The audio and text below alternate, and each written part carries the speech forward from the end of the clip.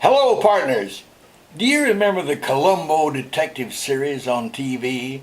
It starred Peter Falk as a very intelligent but very disorganized expert on crime. If you watched the show regularly, you got the idea that Inspector Colombo wore the same trench coat year after year after year without ever taking it to the cleaners. Well, did you know that one of the founding fathers was kind of a colonial Colombo? At least in the way he dressed.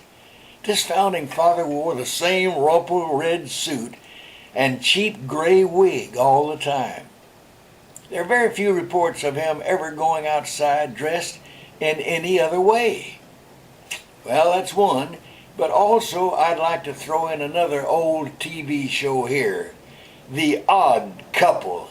Hey, that show, starring Tony Randall and Jack Klugman, was the story of two people who could not be any more different.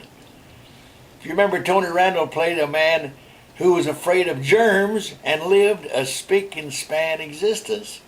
On the other hand, Jack Klugman played someone who threw food on the floor and was, well, I hate to say this, a slob. Well, now let's go back to colonial times again.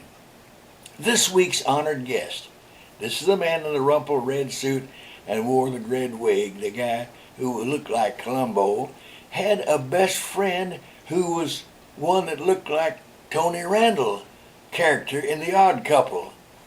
That man was John Handcock. John Handcock. Yes, in the words of many, John Handcock was a wealthy dude.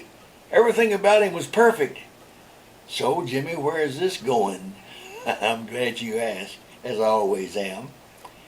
The important thing in our story so far is that this odd couple from the 1700s came together because they did have one thing in common. What was that? Well, the thing they had in common was the cause of liberty. The rumpled man in the red suit was Samuel Adams. Now, I'm going to bring you back to snuff on some things you're going to remember now. As a young man, his dad had given him money to enter the business world, but everything he tried to do seemed to fail, including his brewing business, although that business is honored today because there is still a brewing company that bears his name. The only thing in which Samuel Adams seemed to have any talent was in dealing with people. In the decade before the American Revolution, Samuel Adams became the best organizer and rabble-rouser in the colonies. Oh, you're going to remember this one because when Dennis told me this, I said, I remember that. Yes, yes.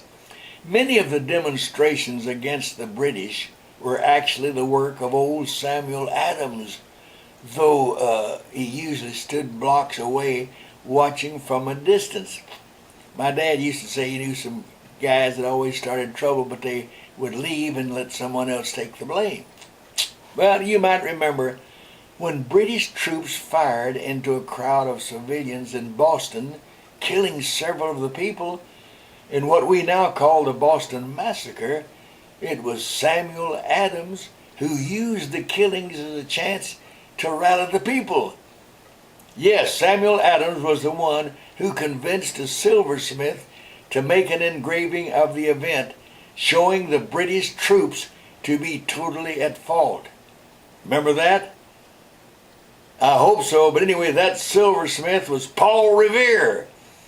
Yeah, so even though we've talked about Samuel Adams before, Dennis thought we might say some more things about this man, this unlikely man, who in the years before the Revolution kept the spirit of liberty alive in the colonies.